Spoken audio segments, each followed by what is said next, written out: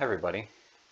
So what I'm going to be showing you is how to upload nocturnal flight call data into eBird in a way that's pretty efficient and easy to report negative data when you have a slow night and there's not a lot of birds to report.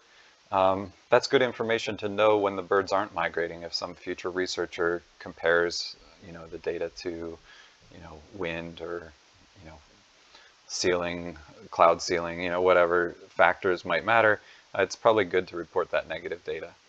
So if you Google search for how to upload spreadsheet data into eBird, it has a pretty useful explanation about how to do that. And the part that's relevant that you should probably check out is the part about eBird checklist format.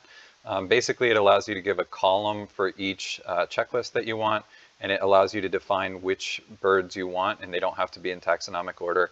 You can put any species that you want going sideways that would be useful. I've built this into Google Spreadsheet. I've got it set up so that I can edit the date, and all the rest of the dates will change, including breaking over the night.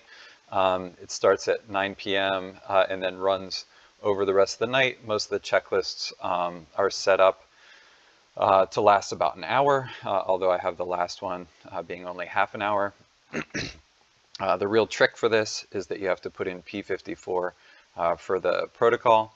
It makes it pretty easy to repeat your statement about your how you're doing your analysis and how you're doing your recording. And when you do this one night at a time, you can constantly be tweaking which are the species that are listed and expected. So I just did a whole night where all I had was one duck wing beat and nothing else.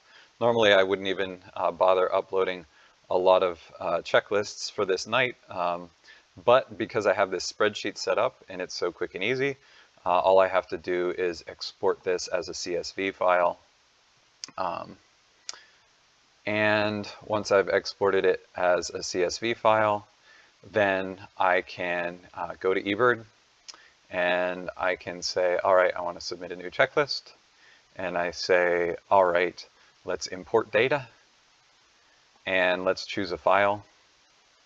The file that I'm going to choose is, oops, not that one. I need in my downloads folder this one. And I say import this as checklist format, import.